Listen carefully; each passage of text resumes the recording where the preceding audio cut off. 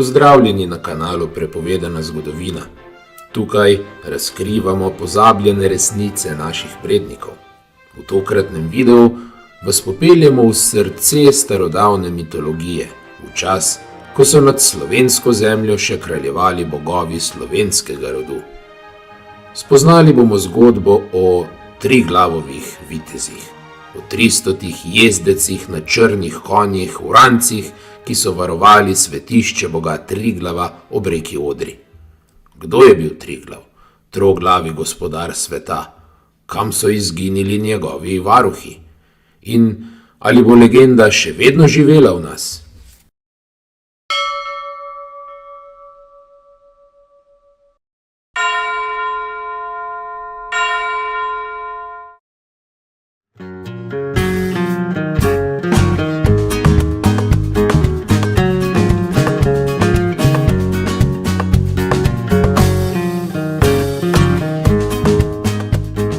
Triglav je bil eno najmočnejših božanstev slovenske rodne vere. Čaščen predvsem pri zahodnih Slovenih, v Pomeraniji oziroma ob obalah Ventskega morja, današnjega Baltika. Njegovo ime pomeni dobesedno tri glavi. Tri glave, kar simbolizira trojnost sveta: neba, zemlje in podzemlja. Vsaka od njegovih treh glav je gledala v svoje kraljestvo. Prva v nebo, druga na zemljo, tretja v podzemlje. Triglav je tako poznal vsa tri kraljestva bivanja, bil je vez med svetovi, med živimi in mrtvimi, med svetlobo in temo. Nekateri raziskovalci v njem vidijo združitev treh bogov: nebeškega Peruna, zemeljskega Svaroga in podzemnega Velesa. Drugi ga povezujejo s keltskim Lugosom, nordijskim Odinom ali celo s hindujsko Trimutrijo, trojico stvarnika, ohranjevalca in uničevalca sveta. Za naše prednike, Slovene, pa je bil Triglav bog njihovega rodu, vladar sveta, ki ga je mogoče razumeti le z vero, ne z razumom.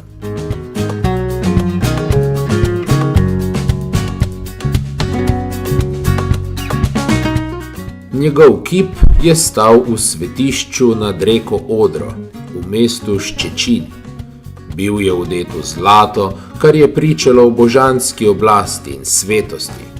Njegove oči in usta so bile prekrite z zlatim trakom, da ne bi gledal človeških grehov, niti govoril od njih. Ob njem je stal sveti konj, črni konj, uranec, s katerim so svečeniki prerokovali prihodnost.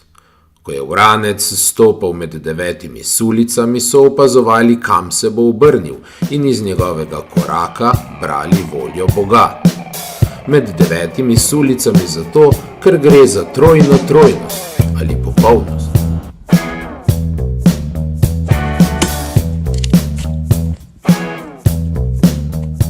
V samem svetišču je živela bratovščina izbranih bojevnikov, 300 triglavovih vitezov, imenovanih tudi triglavovi varuhi. Ti jezdeci na urancih niso bili navadni možje, temveč posvečeni božji bojevniki. Njihovo življenje, orožje in konji so bili zakrmljeni, posvečeni Bogu z daritvijo hrane, krvi ali medovine.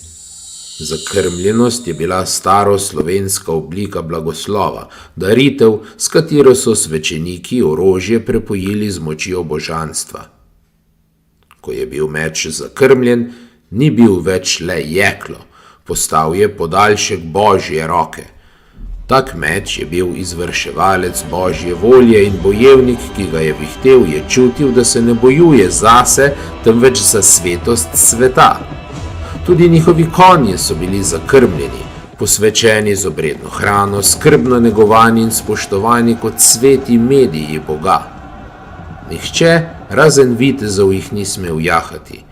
V svetišču so se zbirali, molili, darovali in vadili, vedno pripravljeni braniti Triglavov dom.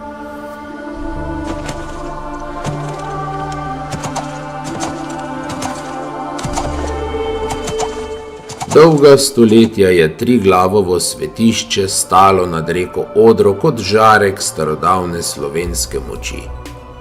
Ljudje so verjeli, da dokler gori sveti ogenj in dokler teče studenec ob svetem hrastu, bo Triglavov narod varen.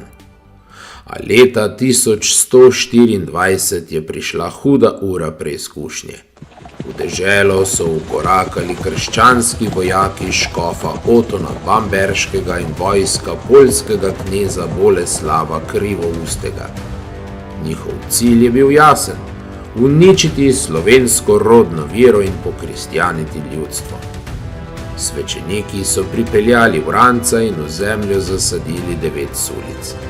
Ko je konj stopil naravnost med njimi, so vedeli: Triglav bo spregovoril skozi orožje in njegova vojska bo nepremagljiva.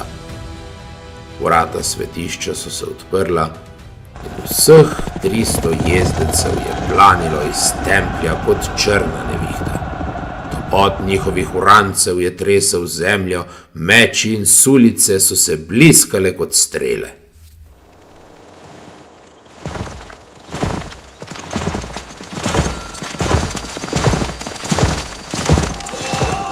Leta 1124 je bilo tako. Medtem, ko so se Triglavovi varuhi srdito spopadali s četami škofa Bamberškega in poljskega kneza Boleslava III. Krivoustega, je sovražnik s prevaro vdrl v samo Triglavovo svetišče.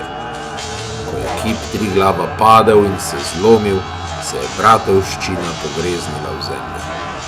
Ljudje so videli, kako se varuhi skupaj s svojimi konji izgubljajo v razpoki pod svetim hrastom, kakor bi jih pogoltnila sama zemlja.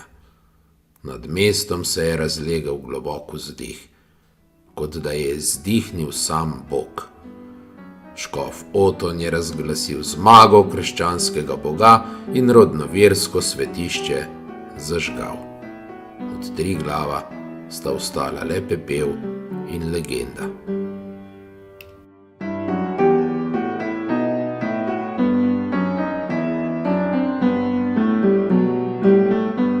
Ko so plameni ugašali, je eden od zadnjih slovenskih svečenikov izgovoril prerokbo, ki jo med ljudstvom še danes šepetajo ob ognjih. Ko bo znova zasajenih 9 sulic v krmljeno zemljo, in ko bo črni konj stopil naravnost med njimi, bo Triglav dvignil svojo trojno glavo in njegova vojska bo vstala iz spanja, da osvobodi svoj narod. Od takrat 300 Triglavovih vitezov spi v votlinah pod gričem, kjer je nekoč stalo svetišče. Svoje sulice držijo ob sebi, ščite nad glavo, vrance pa imajo pripravljene, da znova zagrmijo v boj. Domačini pravijo, da včasih slišijo topot konj, ko se bliža vojna ali nemir. Znamenje, da se varuhi prebujajo. In nekateri verjamejo, da Triglavovi varuhi niso sami, da v drugih deželah spijo tudi Svetovidovi varuhi na belih konjih in Jarovitovi varuhi na rdečih lisjakih. 3 bratje, 3 bogovi, 3 sile sveta, neba, zemlje in podzemlja.